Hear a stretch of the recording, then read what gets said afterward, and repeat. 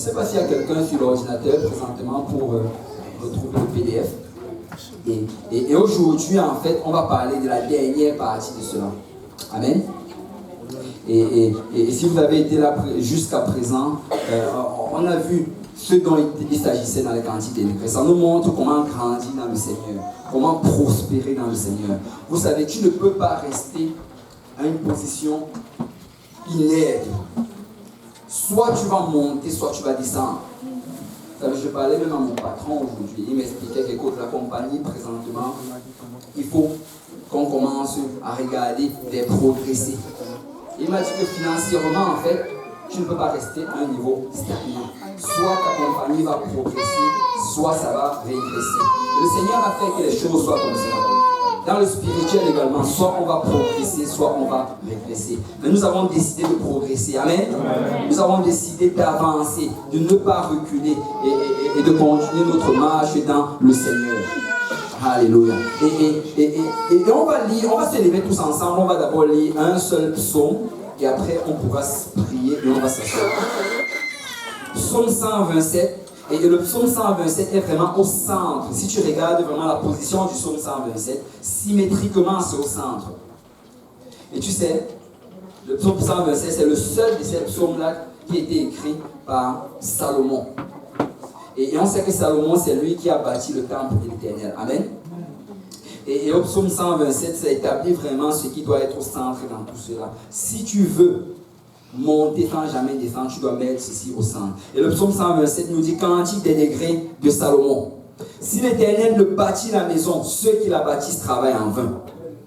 Si l'Éternel ne garde la ville, celui qui la garde veille en vain. Il dit littéralement ici, écoute, si tu veux progresser, tu dois mettre le Seigneur au centre.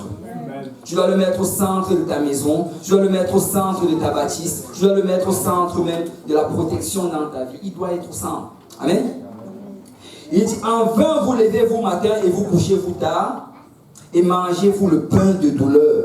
Il en donne autant à ses bien-aimés pendant leur sommeil. Tu sais, il te dit qu'au lieu de tant souffrir, juste sois un bien-aimé du Seigneur. Le Seigneur va déverser ses bénédictions sur toi. Et tu n'as pas besoin d'avoir 3 jobs pour être riche. Amen. Tu n'as pas besoin de faire des overtime, que ça dépasse même tes 40 heures de travail pour être riche. Tu n'as pas besoin d'aller au nord, ni au sud, ni à l'est ou à l'ouest. Tout ce que tu as à faire, c'est de mettre le Seigneur au centre. Il va t'en donner pendant ton sommeil. Amen. Et nous sommes un peuple béni de Dieu. Amen. Qui se reste ici béni par l'Éternel. Alléluia. Je ne sais pas pour vous. Il y a le prédicateur avait dit cela. Je n'arrête pas de le réciter à moi-même. Que je suis trop béni pour être stressé. Alléluia. Et nous sommes bénis de Dieu. Regardez le verset 3. Voici des fils sont un héritage de l'Éternel. Le fruit des entrailles est une récompense. Comme les flèches dans la main d'un guerrier, ainsi sont les fils de la jeunesse. Heureux l'homme qui en a rempli son carquois. Ils ne seront pas confus quand ils parleront avec des ennemis à la porte. Et vous savez, cette deuxième partie, en fait, ici, quand tu regardes, tu vas te dire que c'est hors contexte, mais ce n'est pas hors contexte. Le Seigneur est en train de dire que si dans ta jeunesse, si alors que tu es en train de progresser dans le Seigneur, que tu es encore jeune dans le Seigneur, tu commences à faire ces choses-là. C'est comme si tu étais en train d'assembler des flèches. Et que plus tard, quand l'ennemi va venir, tu seras rempli de flèches. C'est ça que ça dit littéralement. Donc, maintenant, c'est le moment de les mettre en pratique. Amen. Amen.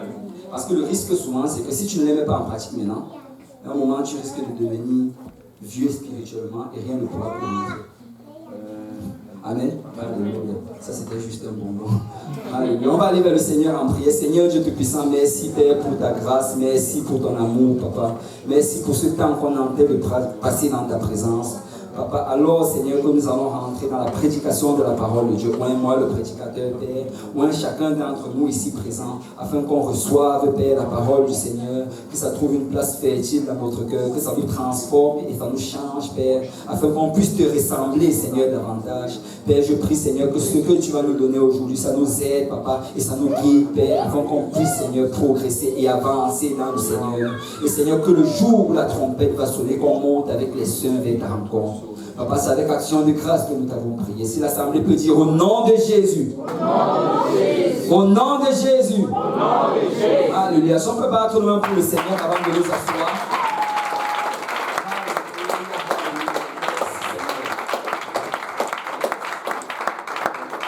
Alléluia. Vous pouvez vous asseoir dans la présence du Seigneur. Ok, si on peut montrer les acétates, les PDF. Et on va commencer par la première et on va survoler ça rapidement pour se mettre dans le contexte. Et bon, le premier c'était vraiment comment, c'est ça, quantité de degrés, comment monter sans jamais descendre. Et ensuite, prochain, on va essayer d'aller rapidement. Prochain, ok, ça dit, et le quantité de degrés, c'est 15 psaumes dans le livre des psaumes. Et c'est à partir du psaume 120 jusqu'au psaume 134. Et quand tu les regardes, en fait, bon, ça c'est une image pour ceux qui sont très visuels.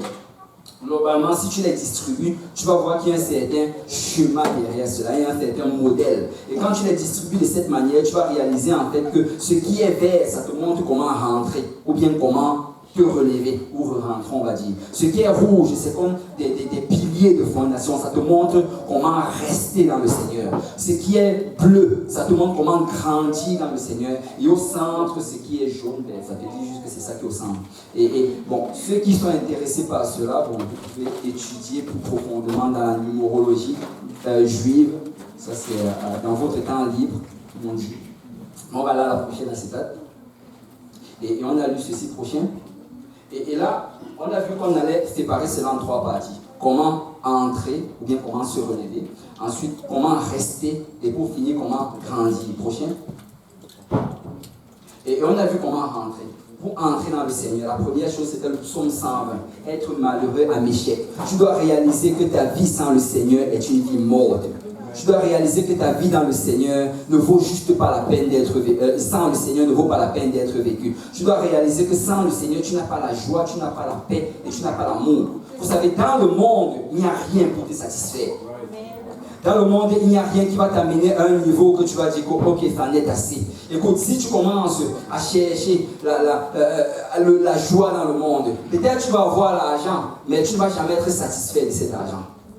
Peut-être tu vas avoir la popularité, mais tu ne vas jamais être satisfait de cette popularité. Et quand tu regarde juste les nouvelles, combien de célébrités se sont suicidées cette année? Combien d'entre eux sont dans la dépression, la drogue? Tu regardes leur compte bancaire, on parle en millions. Parce que ce n'est pas ça qui va nous satisfaire. La joie, c'est dans le Saint-Esprit. Amen. Amen. Et on a vu par la suite que la deuxième chose, après, c'est là quand tu réalises cette insatisfaction, il faut que tu lèves tes yeux vers la montagne. Psaume 121. Écoute, ne va pas chercher le secours dans le monde. Ne va pas chercher le secours en Égypte. Ne va pas chercher le secours. Le gouvernement ne peut pas t'aider. Amen. Amen. Le seul qui est capable de te relever, c'est le Seigneur Jésus. Alors tu lèves tes yeux vers la montagne, d'où te viendra le secours. Le secours me vient de l'Éternel qui a fait les cieux et la terre. Et on a vu qu'après être rentré, prochain, comment rester. Et les 4 psaumes qui nous parlent de comment rester ont été écrits par David. Et ce n'est pas un hasard. Pourquoi? Parce que David, en fait, c'était un modèle de comment rester dans le Seigneur. Vous savez, d'habitude, les seules histoires que les gens connaissent de David dans le monde, c'est comment il a vécu Goliath. Amen. Mais ils ne savent pas que David a passé beaucoup de temps dans le désert. Ils ne savent pas que David a vécu dans les grottes. Ils ne savent pas que David, il était le mal-aimé parmi tous ses frères. Ils ne savent pas que David a eu à souffrir. Les temps de gloire de David, si tu les compares par rapport au temps où il a eu à souffrir, il a beaucoup souffert. Mais il a décidé que je vais rester dans le Seigneur. Amen. Et la Bible nous dit que David, c'est l'homme selon le cœur de Dieu. Dieu l'a regardé, il a dit, j'aime la manière comment cet enfant persévère. Ça, c'est un enfant selon mon cœur. Amen. Et on a vu comment David faisait pour rester dans le Seigneur. La première chose, c'était le psaume 122, le louange dans le temple. Je suis dans la joie quand on me dit, allons dans la maison du Seigneur. Amen. David, c'était quelqu'un qui savait louer. Alléluia. Il louait de tout son cœur, il louait de toute son âme. Vous savez, s'il y a quelque chose que moi j'ai envie de faire, c'est de louer comme David. Peu importe combien de personnes se moquent de moi, je veux juste louer comme David. Si ça prend de faire une culbute, je vais faire une culbute. Si ça prend de me coucher par terre, je vais me coucher par terre. Parce que je cherche l'approbation du Seigneur. Amen. Je veux que le Seigneur regarde cela. Il dit, non, mon fils, tu fais bien. Et on a vu par la suite que la deuxième chose que David avait, c'est qu'il savait qu'il y a la puissance dans le nom de Jésus. Amen. Bon, il ne connaissait pas le nom de Jésus, lui il disait le nom de l'Éternel. Amen. Et c'est pour ça justement que quand il allait voir Goliath, Goliath était plus grand que lui, Goliath était costaud. Goliath était même peut-être capable de le manger, tellement il était gros devant lui. Mais il a regardé Goliath de loin. Il a dit, tu viens contre moi avec la lance et l'épée. Mais moi, je viens contre toi au nom de l'Éternel. Et il a lancé le caillou, ça a fracassé la tête de Goliath. Et parce que David savait que ce n'était pas les armes qui étaient importantes. Ce qui est important, c'est le nom de Dieu. Amen. Et vous savez, il y a la puissance dans le nom de Jésus, comme on a chanté. Si tu es malade, tu peux imposer tes mains sur toi au nom de Jésus et tu vas voir, tu seras guéri. Amen. Si tu as la foi, le Seigneur va te guérir. Et il y a la puissance dans ce nom-là. Et c'est un nom qui doit toujours être au bout de nos lèvres. Amen. Certaines personnes disent, oh, c'est prononcer le nom en vain. Non, non, non, la Bible dit que tout ce que vous faisiez en parole ou en œuvre, faites-le au nom de Jésus. Amen. Donc je bénis mon repas au nom de Jésus.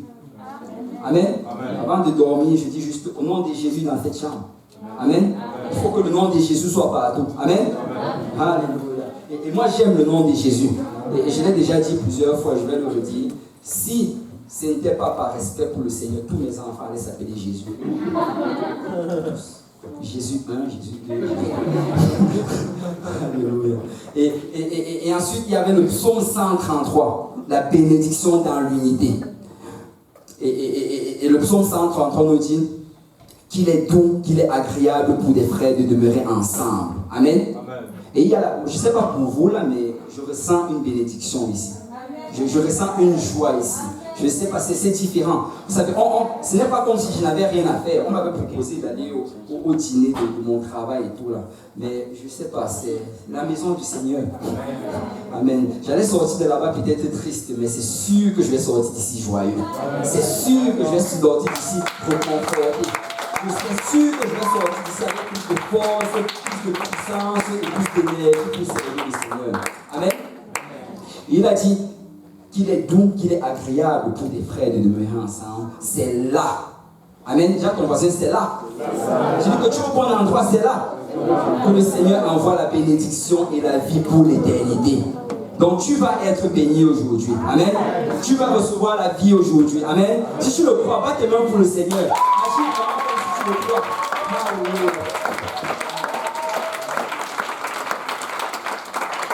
Alléluia. Et le quatrième, qui n'est pas le moindre, c'est le psaume 131. Ça, c'est l'espoir dans l'éternel. Et David nous a donné ça comme une illustration. Et il a fait, est-ce qu'il y a des femmes ici, peut-être, qui ont un enfant présentement, un bébé, qui vient d'accoucher, peut-être? Bon, je vois, il y a quand même maman aimée. Ok. Est-ce qu'il y a des personnes ici qui ont déjà vu comment un enfant se fait sevrer? Ok, une personne s'y va. Ok, Emmanuela. Ok. Est-ce que vous parlez de vous-même ou bien de nous? Ok. Et David a utilisé cette illustration-là. Il a montré en fait que avoir l'espoir à l'éternel, c'est agir comme cet enfant-là qui se fait sevrer. Il dit que l'enfant, il va être là, il ne comprend pas ce qui se passe. Il sait que sa mère a du lait, il sait que sa mère l'aime, il sait que sa mère est là pour lui, mais il ne comprend pas pourquoi il ne reçoit pas le lait. Et il dit que c'est comme ça que tu as l'espoir en l'éternel. Tu sais que Dieu est tout puissant. Tu sais qu'il peut te guérir. Tu sais qu'il peut te délivrer. Tu sais que ton problème de $500, ce n'est rien devant le Seigneur parce qu'il est trop riche. Amen. Mais malgré cela, s'il ne donne pas, je lui fais confiance. Amen. Je lui fais confiance. Je sais qu'il a meilleur pour moi. Il ne me donne peut-être pas le lait maintenant. C'est parce que peut-être qu'il me prépare à recevoir la viande. Amen. Alléluia. Et c'est ça l'espoir en l'éternel. Et ça prend vraiment ces choses-là. Et quand tu utilises cela, quand tu mets cela comme fondation dans ta vie, il n'y a rien qui peut t'enlever de la maison du Seigneur. Le diable peut envoyer n'importe quoi contre toi. Alléluia. Mon espoir est en l'éternel. Je sais qu'il y a meilleur qui s'en vient. Je ne bouge pas d'ici. Ma place est scellée là. Écoutez, faites ce que vous voulez. Je reste dans la maison du Seigneur. Et ça, c'est vraiment comment rester. Et par la suite, on va aller un peu plus rapidement. Et là, on a vu comment grandir. Et on a vu que comment grandir, il pouvait être séparé en 3 parties. Ce qu'il faut avoir, ce qu'il faut faire et ce qu'il faut déclarer. Amen. Et prochain. Et ce qu'il faut avoir dans le Seigneur, la première chose qu'il faut avoir, c'est la crainte du Seigneur. Écoutez, sans la crainte du Seigneur, nous ne pouvons aller nulle part.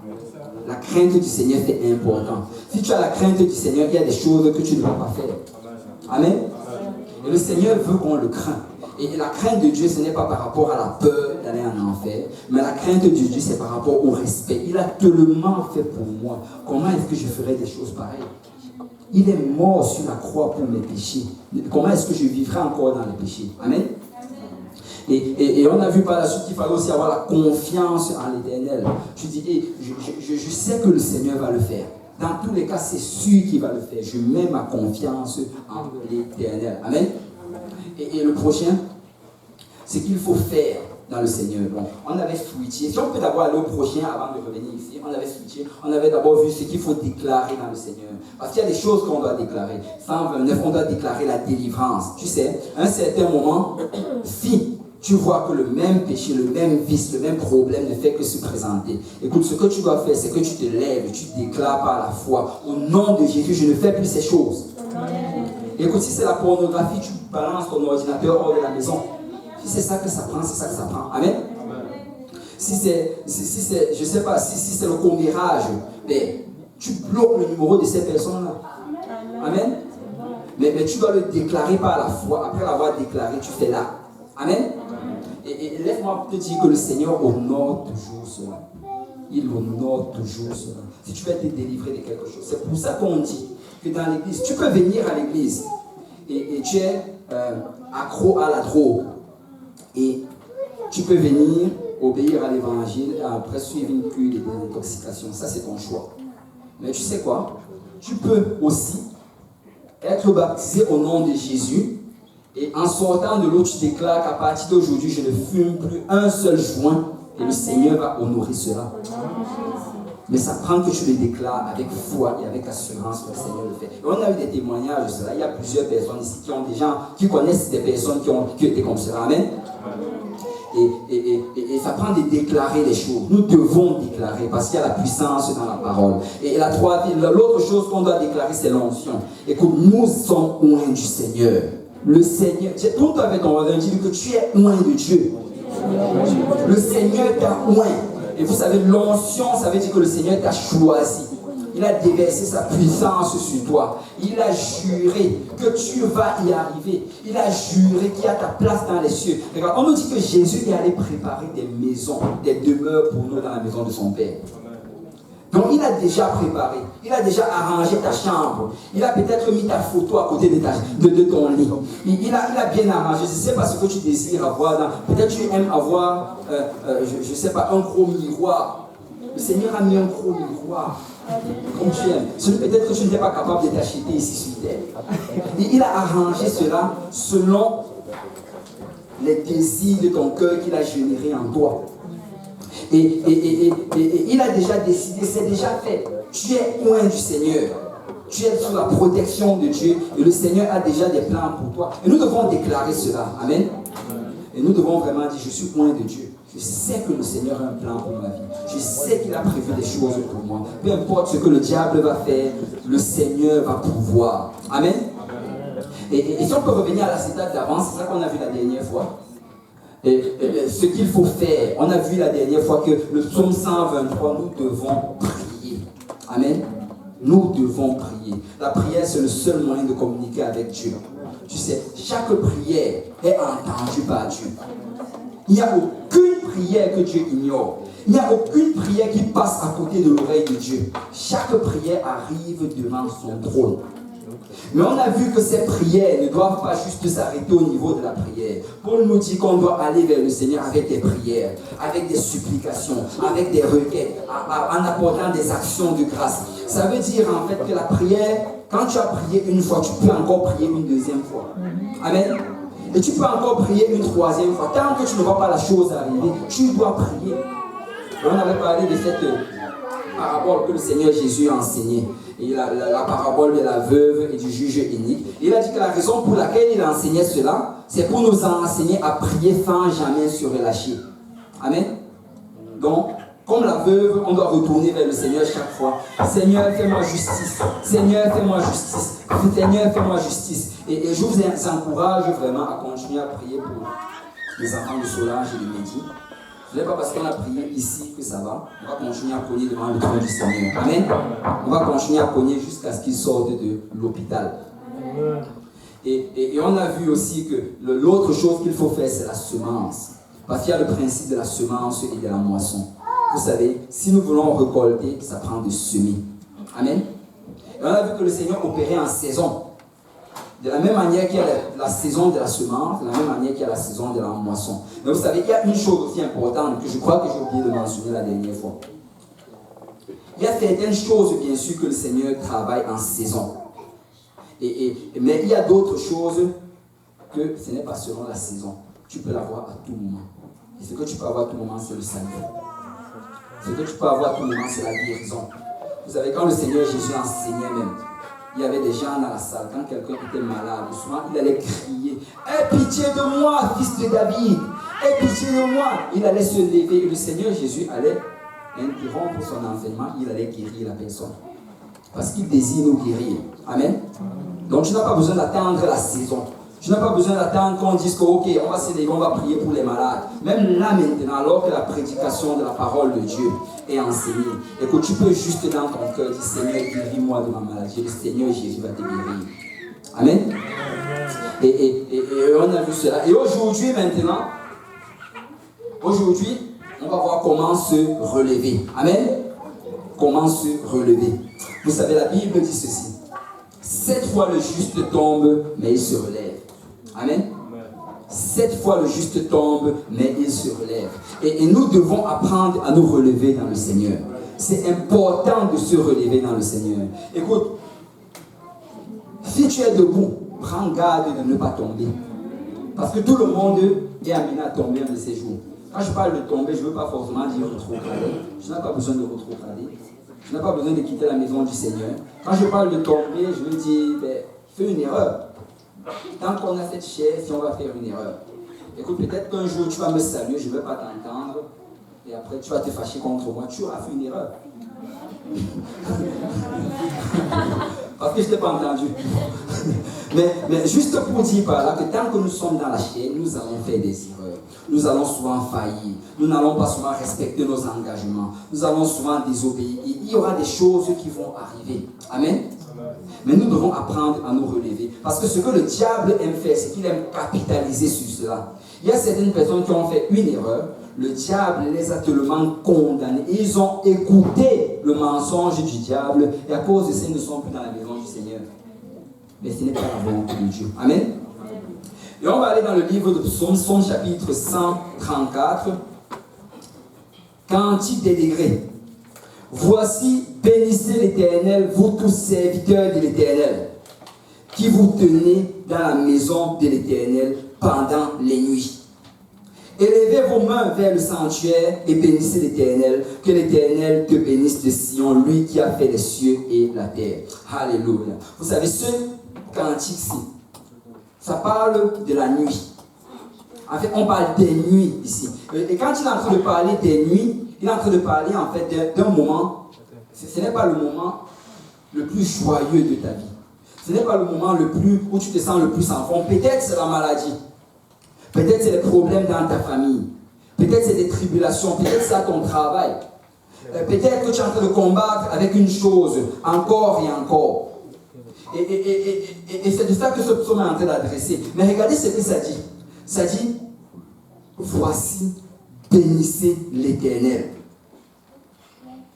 Bénissez l'Éternel. Vous qui vous tenez dans la maison de l'Éternel pendant les nuits. Ça veut dire que pendant la nuit, pendant ces moments de trouble, pendant ces moments où tu te poses des questions, et vous savez, ça c'est un moment qui est un moment de nuit pour beaucoup de personnes. Les temps des fêtes, c'est souvent les temps les plus difficiles pour les jeunes. Les temps des fêtes, c'est souvent les temps où il y a même plus de personnes qui se suicident. Pourquoi? Parce qu'ils regardent le standard de la société. Ils regardent tout ce que la société montre comme image. Ils réalisent qu'ils ne sont pas à ce niveau-là et ça les rend tristes et amers. Partout où ils passent, ils voient ces pancartes avec un jeune homme, une jeune fille qui sortent des magasins avec des gros sacs en main, sur lesquels il y a des petits flocons de neige. à leur cou une écharpe rouge, en train de sourire l'un et l'autre. Et les regardent cela, waouh! Et après, ils vont aller à gauche, ils vont voir le Père Noël, un gros monsieur assis sur une chaise qui roule. Et en train de distribuer les cadeaux aux petits-enfants. Il va regarder ça, waouh! Il va encore aller à gauche et à droite. L'autre va lui dire, oh, on a telle party, on a telle fête à tel endroit, on a ceci, on a cela. Waouh! Il va regarder d'autres, oh, nous on a une fête avec la famille, toute la famille va se réunir, on se retrouve du sapin, on va manger la dinde et on va passer toute la nuit à se raconter des niaiseries qu'on a fait quand on était petit. Waouh! Ils vont regarder toutes ces choses-là, ça va les abattre. Je ne sais pas pour vous, mais moi personnellement, ça m'est arrivé. Dans le passé, ça m'est arrivé. Et quand je ne servais pas encore le Seigneur, parce que ma famille n'est pas ici, donc pendant les temps de Noël, c'était très difficile. Parce que j'allais regarder tout ce que les autres étaient en train de faire, et je réalise que je ne suis même pas capable de faire cela. Et c'est un moment difficile, c'est un moment de nuit pour certains.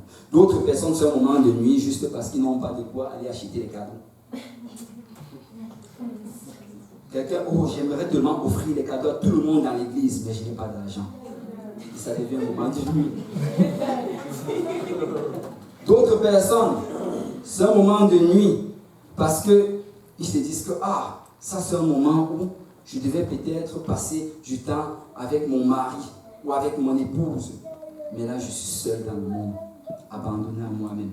Et ça devient un moment de nuit. Vous savez, le diable va essayer d'utiliser chacune de ces choses-là pour nous rendre tristes, amers. Mais vous savez quoi? Le Seigneur est en train de dire à quelqu'un aujourd'hui que si le diable se présente à ta porte, et si subitement tu réalises que c'est comme si les choses sont en train de s'assombrir, c'est le temps de louer le Seigneur. C'est le temps de bénir le Seigneur. C'est le temps d'élever tes mains dans le temple de Dieu. Tu sais, ne dis pas que tu restes à la maison. Viens dans le temple du Seigneur. Amen. Tu loues le Seigneur, tu l'adores, tu le célèbres. Parce que laisse-moi te dire que tu auras plus de joie ici que ceux qui sont dans le monde. Tu vas sortir joyeux, reconforté et régénéré dans le Seigneur. Écoutez, bénissez l'Éternel, vous tous serviteurs de l'Éternel.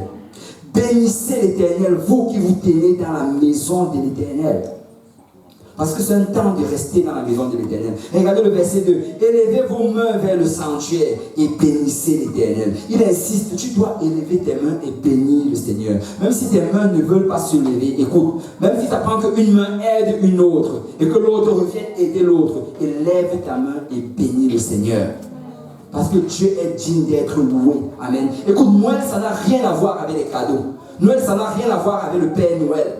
Noël, ça n'a rien à voir avec toutes ces fêtes de Noël ou bien cette fête de travail et toutes ces affaires-là. Noël, ça a à voir avec le Seigneur Jésus. Amen. Et Jésus est dans son temple. Amen. Nous sommes en train de célébrer le vrai Noël ici. Si on peut battre le nom pour le Seigneur, alléluia. Seigneur, béni sois-tu, Papa. Béni sois-tu, Seigneur. Béni sois-tu, Seigneur. Béni sois-tu, Seigneur. Béni sois-tu, Papa. Alléluia. Et il dit que si tu fais cela, regarde bien le verset 3. Si tu le fais, que l'Éternel te bénisse de Sion. Le Seigneur va te bénir. Lui qui a fait les cieux et la terre va te bénir. Écoute, vous savez, on aime louer. Il y a une différence entre la louange et l'adoration. Et certains d'entre vous la connaissent. La louange, c'est quand tu as reçu. C'est quand tu te trouves au haut de la montagne. C'est quand il y a un beau soleil en été. Mais l'adoration, c'est quand il fait moins 30 et que c'est sombre. Amen. Et ça, c'est le meilleur moment. Pourquoi? Parce que c'est à ce moment-là que le Seigneur veut te bénir. C'est là qu'il veut vraiment voir si tu le sais de la bonne manière. Si ce n'est pas juste sur la base des émotions. Alors laisse-moi te dire que si tu es dans la nuit, tu bénis le Seigneur. Amen. Amen. Alléluia. Il dit que c'est là que le Seigneur va te bénir. Il va te bénir de Sion. C'est sûr qu'il va te bénir. Vous savez, si une histoire pour bien illustrer cela, c'est Job. On va aller rapidement dans le livre de Job. Job chapitre 1. On nous dit, il y avait dans le pays d'Uz un homme qui s'appelait Job. Et cet homme était intègre et droit. Il craignait Dieu et se détournait du mal. Waouh! Vous savez, Job avait vraiment un caractère exemplaire. Il avait un témoignage que n'importe quel chrétien voudrait avoir. On nous dit qu'il était intègre. Ce n'était pas un hypocrite. Il était droit dans le Seigneur. Il craignait Dieu et il se détournait du mal. On dit qu'il lui naquit 7 fils et 3 filles. il possédait 7000 brebis, 3000 chameaux, 500 paires de bœufs, 500 ânesses et un très grand nombre de serviteurs. Et cet homme était le plus considérable de tous les fils d'Orient. Il y a quelque chose, quand je disais ceci, en fait, ça me fait réaliser ceci. Le Seigneur veut rendre certaines personnes ici millionnaires. Souvent, on passe souvent à côté de cela. Parce que quand tu commences à évaluer la fortune d'Abraham, vous savez, Abraham, à un moment, il était complètement pauvre, il n'avait rien. Il est parti en Égypte. Et après cela, il est revenu d'Égypte, le Seigneur a commencé à le bénir. Mais quand tu commences à évaluer sa fortune, tu commences à compter des milliers, les milliers de brebis, les milliers de bœufs. Et plus tard, tu regardes encore un autre, Isaac. Il était aussi riche en milliers de brebis et de bœufs. Plus tard, tu vois Jacob. Jacob qui a quitté la maison de son père parce qu'il fuyait son frère. Il n'avait absolument rien. Mais plus tard, quand il est revenu, il était riche en milliers de brebis et en milliers de bœufs. Est-ce qu'il y a quelqu'un ici qui a déjà acheté un bœuf entier? Ça coûte combien? Très cher, n'est-ce pas? On dit quoi dans les... Environ. Hein? Plusieurs centaines de dollars. Ok. Donc, supposons par exemple que ça coûte 5... Non, un bœuf entier, je dirais même que ça tend plusieurs des 1000. Hein? Amen. Ouais. C'est plus la brebis qui serait... Ouais. Donc, on dirait, supposons qu'on va juste mettre 1000, juste pour arrondir. Supposons que quelqu'un a 1000 bœufs. Chaque bœuf, c'est 1000. Je vais dire, on n'a pas besoin d'avoir duré à l'école pour comprendre ce que ça fait. 1 million, amen. Amen. 1 million, il n'avait pas juste 1000. Quand tu comptes, on te dit des milliers de bœufs, des milliers de chameaux, des milliers de brebis, des milliers de tels et de tels. Donc c'était des millionnaires. Wow. Le Seigneur bénissait ses enfants par des millions. Et moi, je crois également qu'il veut nous bénir aujourd'hui par les millions. Amen. Amen. Mais ça prend qu'on commence à réclamer les promesses d'Abraham, les promesses d'Isaac, les promesses de Jacob. Et qu'on les réclame pour la bonne chose. Amen. Amen. Et si le Seigneur voit dans ton cœur que ce n'est pas pour partir au Bahamas, il va te bénir. Alléluia. Mais il était très riche. Il était énormément riche. Il avait 7 fils et il avait 3 filles. Et on nous dit au verset 4 que ses fils allaient les uns chez les autres et donnaient tour à tour un festin. Ils invitaient leurs 3 sœurs à manger et à boire avec eux. Et quand les jours du festin étaient passés, Job appelait et sanctifiait ses fils. Puis il se levait de bon matin et offrait pour chacun d'eux un holocauste, car Job disait, peut-être mes fils ont-ils péché, ont-ils offensé Dieu dans leur cœur. C'est ainsi que Job avait coutume d'agir. Waouh! C'était un homme pieux. Amen. On nous dit que ses enfants se réunissaient pour faire la fête. Et après qu'ils aient fait la fête, il leur disait, après chaque fête, vous venez rendre visite à papa. Et dès qu'il les amène, il offre d'abord un sacrifice. Il les sanctifie d'abord. Et après les avoir sanctifiés, ils passent du temps ensemble, peut-être le soir ils mangent ensemble, après ils partent dormir, et tout seul, ils se réveillent très tôt le matin. Il sort, il dit, Seigneur, hier peut-être, on les a sanctifiés. Peut-être, j'imagine que la sanctification, ils devaient confesser ce qu'ils avaient fait. Tu dis, mais Seigneur, maintenant je veux, Seigneur, t'offrir un holocauste pour les péchés qu'ils ont fait dans leur cœur. Peut-être qu'ils n'ont pas pu confesser, mais je veux m'assurer qu'ils soient purs devant toi. Job aimait la justice de Dieu. Vous savez, Job avait un témoignage exceptionnel. Mais regardez maintenant le verset 6. Or, les fils de Dieu vinrent un jour se présenter devant l'Éternel, et Satan vint aussi au milieu d'eux. L'Éternel dit à Satan, d'où viens-tu? Et Satan répondit,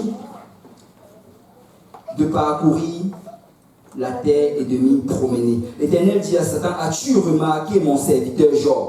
Il n'y a personne comme lui sur la terre. C'est un homme intègre et droit, craignant Dieu et fait détournant du mal. Vous savez, quand je lisais cette histoire pour la première fois, ça m'avait un peu frustré. Parce que j'ai dit, mais Seigneur, là tu as exposé Job. Seigneur, ne m'expose pas. Mais vous savez, c'est juste que ça, c'est le sentiment d'un père.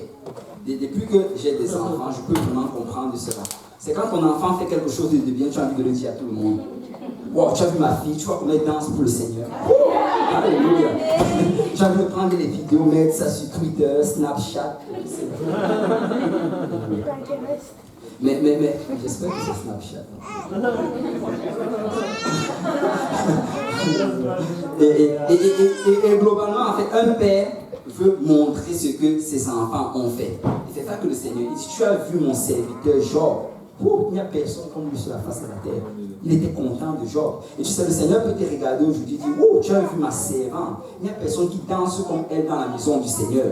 Alléluia. Tu as vu mon serviteur. Il n'y a personne qui est fidèle à l'évangélisation comme lui. Et moi, je veux que le Seigneur se vante de moi. Amen. Tu as vu mon serviteur. Il n'y a personne qui prie comme lui. Tu as vu ma servante. Il n'y a personne qui jeûne comme elle. Vous savez, nous devons essayer d'atteindre l'excellence dans le Seigneur. Ne restons pas des chrétiens médiocres. Amen.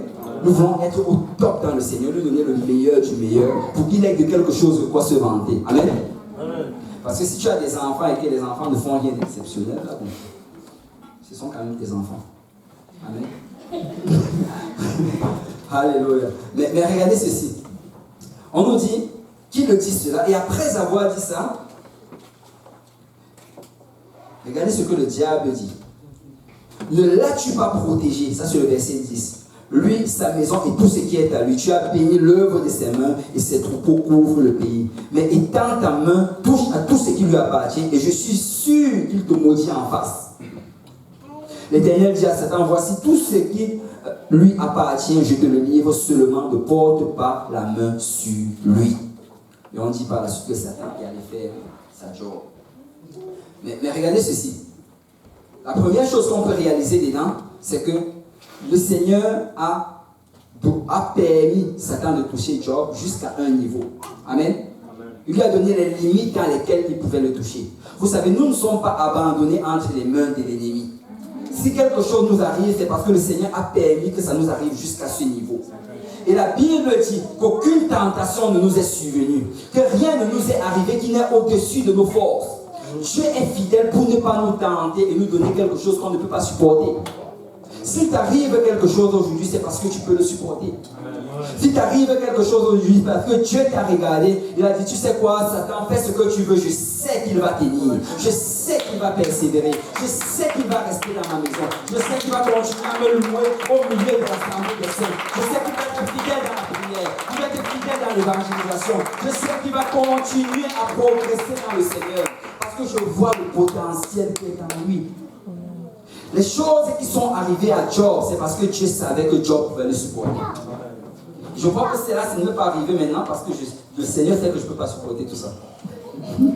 Parce que ce sont des choses horribles qui nous sont arrivées. Et si le Seigneur a permis cela, si tu regardes vraiment, ce sont des choses horribles. La première des choses, on ne va pas le lire, mais ce que le diable a d'abord fait, c'est qu'il a détruit ses bœufs. Et vous savez, en un jour, le même jour, des gens venaient les uns après les autres porter le rapport à Job. On dit que quelqu'un a couru vers Job.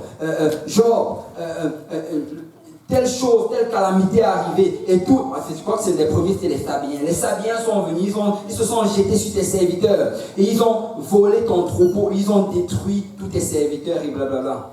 Et dès qu'il a fini de dire cela, la Bible dit qu'il n'avait même pas fini de donner son rapport. Et un deuxième est venu en courant. Le feu de Dieu est tombé du ciel et ça a brûlé tous tes bœufs. Et il n'avait même pas fini. Et un autre encore est venu en courant. Les Chaldéens, ils sont venus, se sont jetés sur nous et ils nous ont attaqués. Il n'avait même pas encore fini. Et un autre court encore dit que tes enfants étaient en train de faire la fête dans une grande maison. Et le vent est venu et ça a brisé la maison et c'est tombé sur eux. En un jour, Job a perdu toute sa richesse. Job a perdu tous ses serviteurs. Job a perdu tous ses enfants en un jour. Waouh! Waouh! Tu sais, nous ne devons pas juste s'attrister quand on manque de prendre le bus. Il y a des choses pires que cela qui peuvent arriver. Amen? En un jour, regardez ce qui arrive à Job. Un seul jour. Et le diable va s'assurer que tu entends le rapport. Un frère ou une soeur va t'appeler. Oh, il y a telle chose qui est arrivée. Moi, je n'aime pas les gens qui m'appellent pour m'annoncer de mauvaises nouvelles. Gardez ça pour vous. Je veux juste les bonnes nouvelles. Mais regardez ceci. En un jour, le diable fait t'assurer à ce qu'il entende tout cela. Mais vous savez, regardez le verset 20. Alors Job se leva, déchira son manteau, se rasa la tête, puis se jetant par terre, il se prosterna. Vous savez, le mot prosterner ici en anglais, ça veut dire il adora, he worship. Ça veut dire que tout ce qu'on lui a raconté, ça l'a abattu, ça l'a troublé, ça l'a dévasté. Mais il y a une chose que Job a décidé de faire, je vais adorer le Seigneur. Je vais adorer le Seigneur. Diable, tu ne vas pas voler mon adoration. Satan, tu ne vas pas voler mes louanges vers Dieu. Je vais adorer le Seigneur. Et on dit qu'il a adoré, il a dit, je suis sorti nu du sein de ma mère et nu je retournerai dans le sein de la terre. L'Éternel a donné et l'Éternel a ôté, que le nom de l'Éternel soit béni. Que le nom de l'Éternel soit béni. Et on dit par la suite que, et tout cela, en tout cela, Job ne pécha point et n'attribua rien d'injuste à Dieu. Waouh! On lui a dit que le feu de Dieu est tombé sur ses brebis, mais même cela, il a dit que non, même si ça c'est tombé de Dieu, ce n'est pas grave, je n'attribue rien d'injuste à Dieu. Dieu c'est mon Père et il m'aime et je sais qu'il va pouvoir. Il a continué à adorer le Seigneur. Il était dans la nuit, mais il adorait le Seigneur. Il se prosternait et il louait le Seigneur. Et vous savez, le diable n'avait pas fini avec lui. Le diable est encore revenu encore vers Dieu. Et on a reposé encore la même question. Et le Seigneur est en train de se vanter de Job. Ouf, tu as vu tout ce que tu as fait, malgré cela, il me loue. Tu sais, même s'il se sent mal, il se sent abattu, il a tout perdu, il me loue pareil. Et je suis content de mon fils. Mais là, le diable dit, écoute, c'est parce que tu ne l'as pas touché. On a touché tout ce qui est autour de lui, là, mais on n'a pas touché son corps. Et là, le Seigneur a dit, ok, touche-le, mais ne le tue pas. Et on nous dit que le diable a fait tomber un ulcère malin sur lui, de telle manière qu'il avait des blessures partout. Et il devait se gratter à tout moment. Et la Bible dit que quand c'est arrivé, sa femme, la femme de Job, est venue et elle lui a dit, regardez le verset 9. Tu demeures ferme dans ton intégrité. Tu es toujours intègre pour le Seigneur. Regarde, tu as des problèmes, mais tu vas toujours dans la maison du Seigneur. Tu vas mal à l'école, mais tu es toujours dans la maison du Seigneur. Rien ne va dans ta famille, mais tu es toujours dans la maison du Seigneur. Sa femme a commencé à questionner son intégrité. Et on nous dit que Job lui répondit, verset 10, tu parles comme une femme insensée. Quoi? Ne recevons de Dieu le bien et nous ne recevions pas aussi le mal. Et tout cela, Job ne pécha point par ses lèvres. Tu sais, littéralement, si on doit traduire cela en français d'aujourd'hui, ça veut dire que peu importe ce qui m'arrive, je vais continuer à servir le Seigneur. Peu importe, tu sais, que ce soit le bien, que ce soit le mal, que ce soit le jour, que ce soit la nuit, je vais servir le Seigneur. Coupez-moi les deux bras, coupez-moi les deux pieds, que je sois sur une chaise roulante ou à plat ventre, je vais servir le Seigneur. Et ça, c'est une détermination que le Seigneur veut qu'on ait. Parce que littéralement, il y a des choses qui vont nous arriver. On va commencer à questionner notre marche avec le Seigneur. Et si on n'a pas fait déjà cette décision-là, on risque d'être secoué dans la foi. Amen. Et on dit que dans tout cela, il n'a pas servi le Seigneur. Il a continué à servir le Seigneur et il n'a pas renié le Seigneur. Vous savez, l'histoire de Job, littéralement, quand tu le regardes jusqu'à la fin, on ne va pas le lire, c'est beaucoup de chapitres. Mais à la fin, la raison pour laquelle Job souffrait, c'est parce que le Seigneur voulait que Job prie pour ses amis.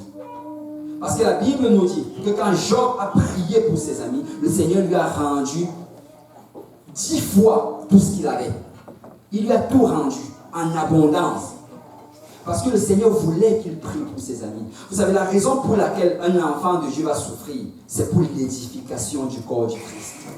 Nous ne souffrons pas pour rien. Et que nous ne sommes pas juste abandonnés dans le système de ce monde. Ou que quand c'est la crise économique, nous sommes tous dans la crise. Quand c'est la galère, on est dans la galère. Quand c'est l'épidémie, on est dans l'épidémie. Non. Nous sommes protégés par Dieu. Et que si tu pouvais réaliser le nombre d'anges qui sont à ta gauche et à ta droite, si tu pouvais réaliser comment grands ils sont, comment forts ils sont, comment puissants ils sont, tu allais juste louer le Seigneur en tout temps.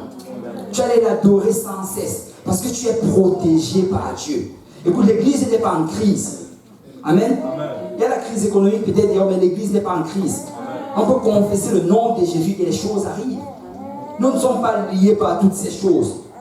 Et les choses qui nous arrivent, c'est parce que Dieu veut édifier son corps. Regarde, Paul a dit ceci. Il a dit, je sers présentement des libations pour le sacrifice de l'Éternel. Et il est en train de parler aux gens de Philippe, à l'église qui est à Philippe. Il dit qu'écoutez, là maintenant je suis en prison à Rome Et toutes ces choses-ci sont en train de m'arriver, mais je sais que je sais des libations. C'est comme si je suis en train d'être offert un sacrifice pour votre édification, pour que vous grandissiez dans le Seigneur. Et littéralement, quand tu regardes, quand Paul était en prison, c'est là qu'il a écrit la plupart de ses évangiles. Il fallait qu'il soit en prison pour avoir le temps d'écrire toutes ces choses-là. Mais il servait des libations. Et jusqu'à aujourd'hui, ces évangiles-là nous reconfortent, ça nous guide, et c'est la parole de Dieu. Parce que chaque chose qu'on traverse, c'est pour l'édification du corps du Christ. Tourne-toi avec ton voisin, dis, tu ne souffres pas en vain. Le Seigneur est en train d'édifier son corps. Alléluia. Et le principe avec le Seigneur, ça va toujours être comme ceci. Pour que quelqu'un vive, il faut que quelqu'un meure. Christ est mort pour que nous ayons la vie. Et ça va prendre que nous mourions spirituellement pour que d'autres personnes aient la vie. Amen. Et c'est comme ça que le corps fonctionne. Et Paul a dit ceci, moi j'aime beaucoup cela, c'est l'une de mes citations, on va dire favorites, je ne sais pas c'est bizarre, mais c'est une de mes citations favorites. Regardez, on va voir cela rapidement, c'est dans Philippiens.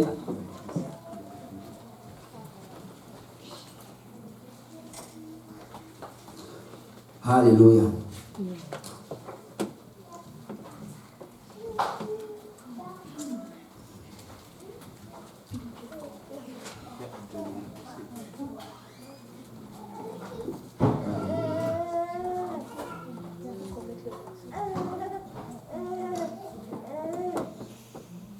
Ok, Philippiens chapitre...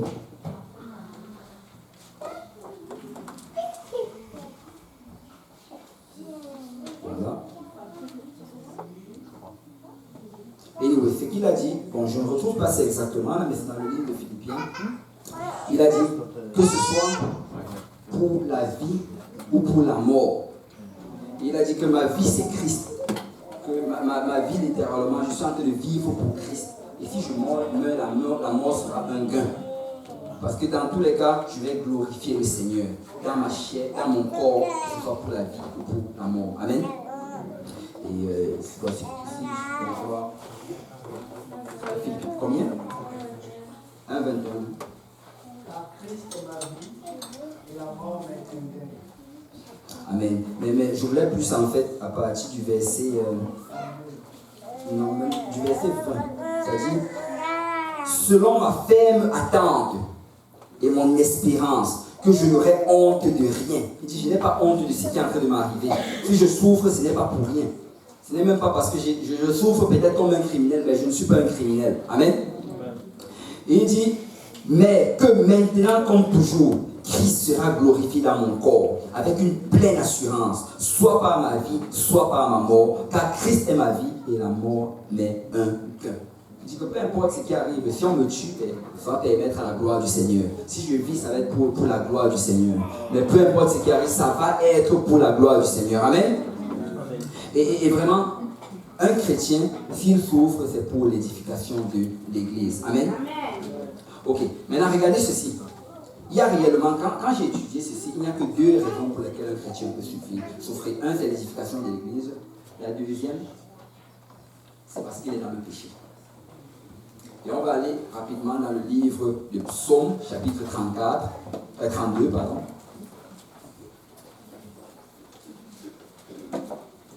Psaume, chapitre 32. Et juste pour le contexte, c'est David. David a péché. Vous savez, l'homme selon le cœur de Dieu est tombé. Si l'homme selon le cœur de Dieu est tombé, n'importe qui peut tomber. Amen. Mais si tu tombes, il faut que tu te relèves. Ne reste pas couché. Amen. Et le Seigneur est là pour te relever. Mais il y a une chose, c'est que David, quand il est tombé, après s'être relevé, il a écrit ce psaume. Il a commencé à expliquer ce par quoi il passait pendant ces périodes-là qu'il était par terre.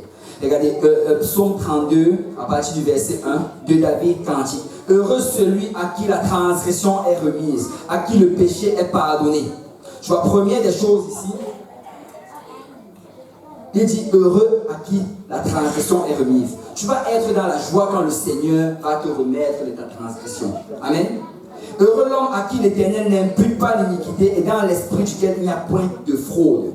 Écoute, la première vraiment des choses que David est en train de dire ici, c'est que quand tu vas te faire baptiser au nom de Jésus et que tu vas sortir de là, là tu seras heureux.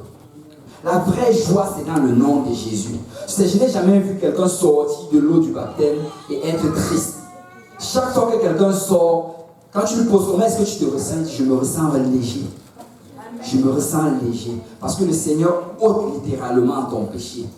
Il remet ta transgression. Il t'enlève de toutes tes iniquités. Et il dit, tant que je me suis tué, mes os se consumaient. Je gémissais toute la journée, car nuit et jour, ta main s'appesantissait sur moi. Ma vigueur n'était plus que sécheresse comme celle de l'été. Tu vois, il dit que tant qu'il s'est tué, tant qu'il n'a pas avoué son péché, tant qu'il est resté et il a joué, en fait, l'insouciance, il a joué l'innocence, il dit que ça s'appesantissait sur lui. Écoute, ceux qui vivent dans le péché, il y a toujours la conviction de Dieu qui reste sur eux. Je parle bien sûr d'un enfant de Dieu. Dans le monde, beaucoup ont juste brûlé cette conviction avec des choses charnelles. Mais quand tu veux servir le Seigneur, tu ne peux jamais être dans la maison du Seigneur, servir Dieu et vivre dans le péché sans ressentir la conviction. C'est souvent, ça va même faire que quand tu es dans la maison du Seigneur, tu auras l'impression que tout le monde te regarde. Ça qui est à gauche, pourquoi le frère là me regarde comme si c'est ce que j'ai fait. Et pourquoi c'est la conviction de Dieu. Quand le pasteur va prêcher, c'est comme si tu auras l'impression qu'il est en train de te regarder dans la face. Que la fornication, c'est un péché. Et pourquoi c'est la conviction de Dieu. Et David est en train de le dire présentement ici. Il est en train de dire que ça s'appesantissait sur moi. Jour après jour, je ressentais cette lourdeur. J'avais du mal à me lever le matin. J'avais du mal à partir à mon travail. J'avais du mal à louer. Quand les gens louaient, j'avais du mal même à battre les mains. Je ressentais que j'étais impur. Je ressentais qu'il y avait le jugement de Dieu sur moi. Je ressentais que si je mourais en ce moment-là, j'allais aller en enfer. Et ça s'appesantissait sur lui jour après jour. Mais regardez maintenant le verset 5. Je t'ai fait connaître mon péché et je n'ai pas caché mon iniquité. J'ai dit, j'avouerai mes transgressions à l'Éternel et tu as effacé la peine de mon péché. Tu sais, le Seigneur attend juste que tu avoues. Le Seigneur attend juste que tu te répands.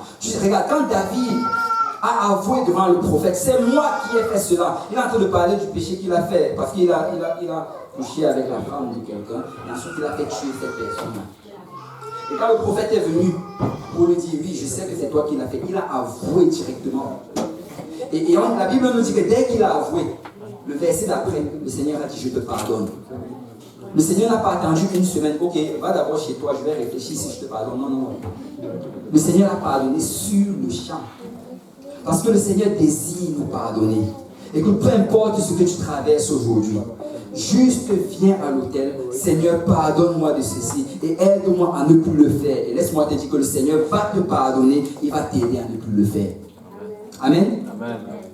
Et le Seigneur désire juste qu'on se répande. Parce que la repentance est le premier pas vers le Seigneur. Quand tu te repens, le Seigneur ouvre ses bras, il est prêt à t'accueillir. Et regardez maintenant le verset 6. Qu'ainsi tout homme pieux te prie au temps convenable.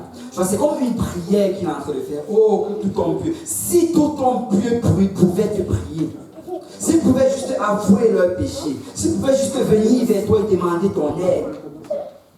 Et quand on parle de temps convenable ici, peut-être dans la pensée de quelqu'un, il dit, oh, je vais attendre le temps convenable pour prier le Seigneur. Écoute, maintenant c'est le temps convenable. La Bible dit, aujourd'hui c'est le jour du salut. Maintenant c'est le temps convenable. Tu peux venir vers le Seigneur aujourd'hui, te repentir de tes péchés, demander pardon pour tout ce que tu as commis et être baptisé au nom de Jésus pour le pardon de tes péchés. Et quand tu vas sortir de cette eau, tu vas vivre en nouveauté de vie. Tu vas vivre pour le Seigneur parce qu'il va t'aider à vivre pour lui. Amen.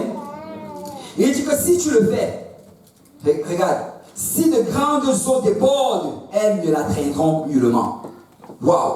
Ça veut dire que même si il y a des choses qui sont en train de se bâtir contre toi, ça ne va pas t'atteindre. Parce que tu as obéi à l'évangile. Amen? Amen. Tu es un asile pour moi, tu me garantis de la détresse. Tu m'entoures de champs de délivrance. Le Seigneur dit que si tu le fais, il va te garantir. C'est une garantie. C'est comme une assurance. Ça veut dire que quand la détresse va se présenter, le Seigneur sera là. Dès que la détresse va pointer son nez, Dieu va se mettre entre toi et la détresse. Il va te protéger. Mais il faut que tu fasses le premier pas. Et il dit par la suite ici, tu m'entoures de chants de délivrance. Et que si tu veux louer le Seigneur avec tout ton cœur et en toute liberté, ça prend de tes repentir. Parce que la conviction et le péché dans ta vie va toujours diminuer ton niveau de louange. Ça va toujours te bloquer. Tu auras comme quelque chose qui t'empêche. Mais tu sais, si tu viens à l'assemblée des saints et que tu te répands devant le Seigneur, tu vas juste battre tes mains, tu vas danser librement. Peu importe ce que les gens pensent. Le Seigneur, Dieu Tout-Puissant, mon roi, m'a pardonné. Il m'a purifié, il m'a lavé. Je suis pur devant lui. J'ai été justifié par le sang de l'agneau. Et tu vas louer le Seigneur de tout ton cœur. Et c'est pour ça que nous louons le Seigneur. Amen. Si on peut battre nos mains pour le Seigneur, alléluia, merci Seigneur. Merci Père pour ton pardon. Merci Père pour ta grâce. Merci Père parce que tu nous as lavé et tu nous as purifiés par le sang de l'agneau. Alléluia. Alléluia. Et regardez le verset 8. Là maintenant c'est le Seigneur qui parle. Je t'instruirai, je te montrerai la voie que tu dois suivre. Je te conseillerai, j'aurai le regard sur toi. Quand on parle de conseiller, ici on parle du Saint-Esprit. Amen. Il dit qu'il va te donner le Saint-Esprit. Écoute, il va te remplir de son esprit et ça va t'instruire dans les voies du Seigneur. Ça va te conseiller dans les voies du Seigneur. Ça va te garder dans les voies du Seigneur. Parce que tu ne peux pas vivre pour Dieu par toi-même. Tu as besoin de l'Esprit de Dieu. Amen. Tu as besoin que Dieu te remplisse de son esprit. Et quand tu reçois son esprit, tu parles en d'autres langues selon que l'Esprit te donne de t'exprimer. Et ça, c'est la preuve que Dieu t'a rempli. C'est la preuve qu'il habite en toi. Amen. Et il dit que dès que tu reçois cet esprit-là, laisse-moi te dire que rien ne peut plus se dresser devant toi. Et regarde comment le Seigneur plaide maintenant ici. Il dit, ne soyez pas comme un cheval ou un mulet sans intelligence. On les bride avec un frein et un mors dont on les part, afin qu'ils ne s'approchent point de toi. Il dit que ne sois pas comme si tu avais été attaché par l'ennemi pour ne pas t'avancer vers le Seigneur. Ne sois pas comme si tu étais lié dans ce péché pour ne pas vouloir te repentir. Ne sois pas comme si ce péché était au centre de ta vie. Juste lève-toi et viens vers le Seigneur. Amen. Vous savez, il n'y a aucun démon en enfer qui peut t'empêcher de te repentir. Amen. Il n'y a aucune combinaison de démons dans ce monde ici qui peut empêcher quelqu'un de se lever et dire, Seigneur, à partir d'aujourd'hui, je vais vivre pour toi. À partir d'aujourd'hui, je vais te servir. Je vais arrêter de faire telle chose. Je vais arrêter d'aller dans tel endroit. Mais je vais te servir. Parce que si tu le fais, ils vont tous tomber. Ils vont tomber à gauche, ils vont tomber à droite, 1000 à ta gauche, 10 000 à ta droite, et tu auras la victoire dans le Seigneur. Et regardez ceci, beaucoup de douleurs sont la part du méchant. Tu sais, juste sors de cette catégorie. Il y a trop de douleurs dans le monde. Il y a trop de douleurs dans vivre, dans le péché. Il y a juste cette douleur après douleur, tromperie, mensonge, hypocrisie. Tu n'as pas besoin de cela. Tu étais conçu pour les choses de Dieu. Amen. Tu étais conçu pour vivre dans la justice. Tu étais conçu pour avoir une relation avec le roi des rois et le Seigneur des seigneurs. Tu étais conçu pour vivre dans la maison de Dieu et marcher selon la loi de Dieu. Mais celui qui se confie en l'Éternel est environné de sa grâce. Parce que si tu te confies aujourd'hui en Dieu, le Seigneur va déverser sa grâce en abondance sur toi. Juste réjouissez-vous en l'Éternel et soyez dans l'allégresse. Poussez des cris de joie, vous tous qui êtes droits de cœur. Peuple de Dieu, si tu étais racheté par l'agneau, pourquoi ne pousses-tu pas des cris de joie? Alléluia. Si on peut pas faire le Seigneur, alléluia. Si tu étais justifié, si tu étais transformé,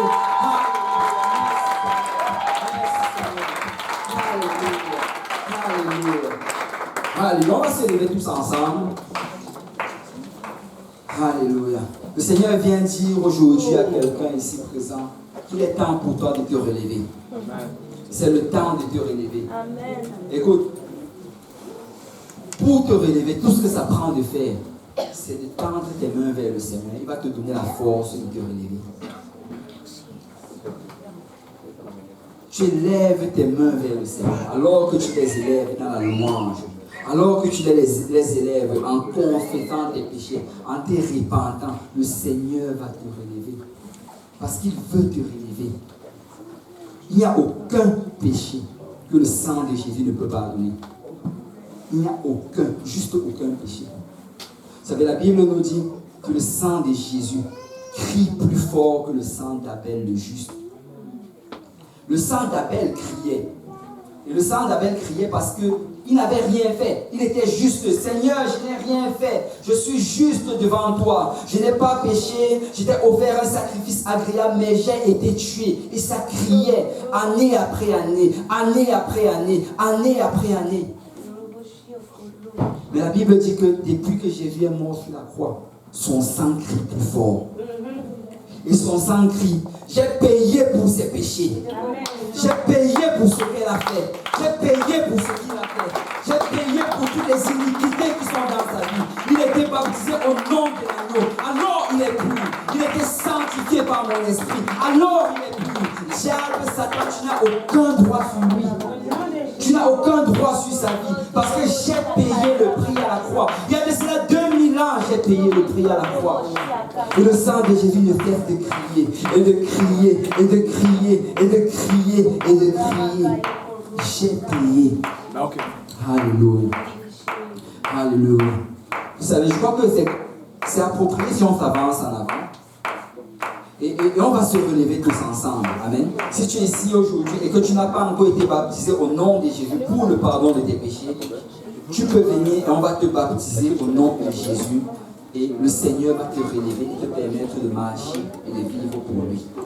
Et si tu es ici aujourd'hui, tu n'as pas encore reçu le don du Saint-Esprit, le Seigneur Jésus peut aujourd'hui même te remplir de son esprit. Tout ce que ça prend, c'est que tu lèves tes mains vers le Seigneur et que tu le loues. Alors que tu le loues, il va te remplir de son esprit. Amen. Si quelqu'un peut venir au piano.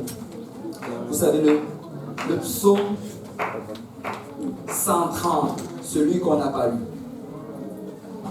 C'est un psaume en fait qui te dit littéralement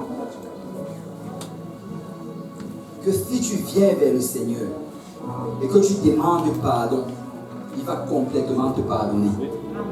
Il va complètement te purifier. Et ce n'était pas un hasard si depuis le début du service, on n'arrêtait pas de chanter sur ces choses-là. On disait oui, le nom de Jésus me purifie, le nom de Jésus me pardonne, le nom de Jésus me sanctifie. On n'a pas arrêté de chanter cela parce que le Seigneur veut purifier quelqu'un. Le Seigneur veut laver quelqu'un. Regardez, psaume 130, du fond de l'abîme, je t'invoque, ô Éternel. Seigneur, écoute ma voix. Que tes oreilles soient attentives à la voix de mes supplications. Alléluia. Si on peut lever nos voix avec le Seigneur et si on peut le parler. Si tu gardais le souvenir de tes iniquités éternelles, Seigneur, qui pourrait subsister. Mais le pardon se trouve auprès de toi afin qu'on te craigne. J'espère en l'Éternel, mon âme espère. Et j'attends sa promesse. Mon âme compte sur le Seigneur, plus que les gardes le compte sur le matin. Que les gardes le compte sur le matin. Israël, mets ton espoir en l'Éternel. Car la miséricorde est auprès de l'Éternel. Et il multiplie les délivrances. C'est lui qui rachètera Israël de toutes ses iniquités. Tu sais, le Seigneur Jésus est là pour te racheter. Peu importe ce que tu as fait en 2016, le Seigneur Jésus va te pardonner si tu élèves ta voix vers le Seigneur. Le fait de Jésus, on peut élever notre voix vers le Seigneur. Et si on ne peut pas aller à Dieu, écoute, peu importe la dimension du péché dans lequel tu es rentré, le Seigneur va te pardonner. Peu importe les pensées iniques qui ont traversé ton esprit, le Seigneur te pardonne aujourd'hui. Peu importe ce que tu as traversé dans ta famille, dans ton lieu de travail, le Seigneur aujourd'hui même va te restaurer parce que c'est lui le restaurateur, c'est lui le pourvoyeur, c'est lui qui délivre, et c'est lui qui va délivrer Israël.